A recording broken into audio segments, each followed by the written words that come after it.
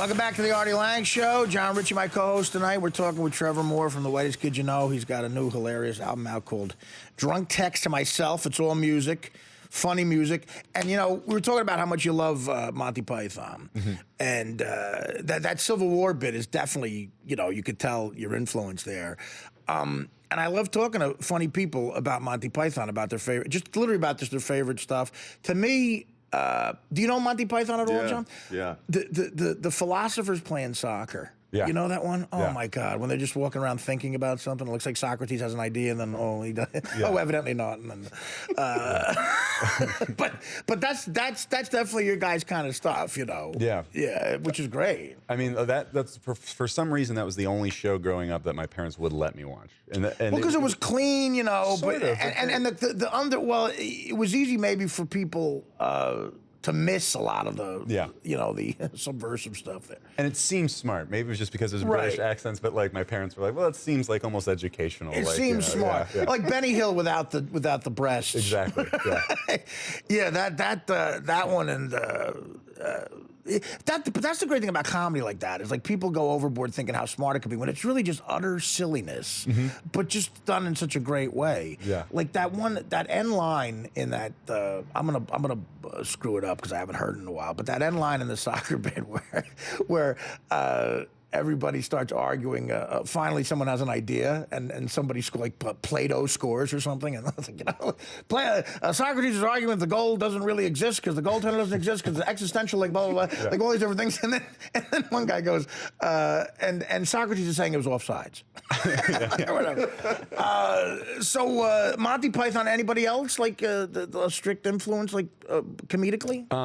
I was a huge Weird Al fan when I was a kid. That's like the first. That's like the first person I realized like was a comedian. Now, like, that was a job. Are there parodies in this? Or? No. Oh, okay, so we do kind of. We'll do a style. There's a style kind of thing where we make fun of Justin Bieber type music. Right. But it's not a direct parody. It's not a direct parody. Yeah. Yeah, Justin Bieber. I've heard from a few people who've worked with him, like people like at Saturday Night Live. I won't say their names, but.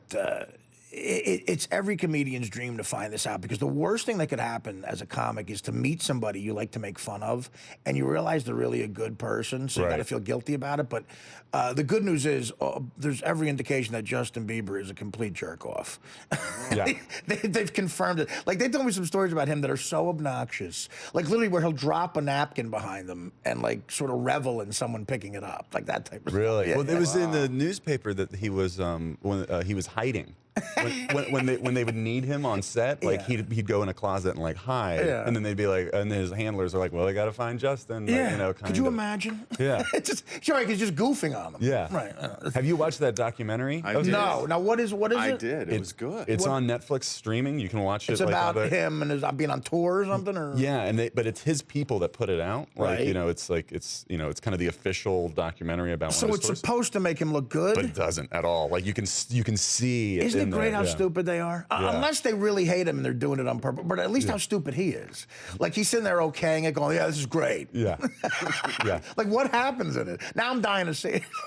It's just well, part of it is like, you know, he kind of is growing up in front of everybody. So he's kind of got this bully, you know, he's going through like a bully phase where you kind of, you know, he's pushing his security guards around. Yeah. So it's kind of like how kids play around, but it's still like this kid's worth like almost $1 billion, and he's like shoving people that he works for. It's like really like. You know what sucks about a kid like him is he might never go broke like the old guys did because of Twitter and stuff. He's making so much money that you'd have to be retarded to lose it all. Like, you know, he would have to buy twice as many Shetland ponies as MC Hammer did for him to lose. I was just about to say MC Hammer was going to be my. If Twitter was around for MC Hammer and he had his 10 million Twitterers, maybe he could afford the Shetland ponies.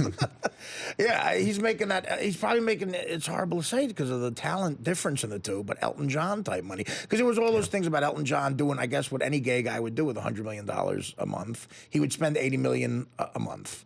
Yeah. Literally, you make $100 million a month, spend $80 million a month on tiaras and stuff like that. You know?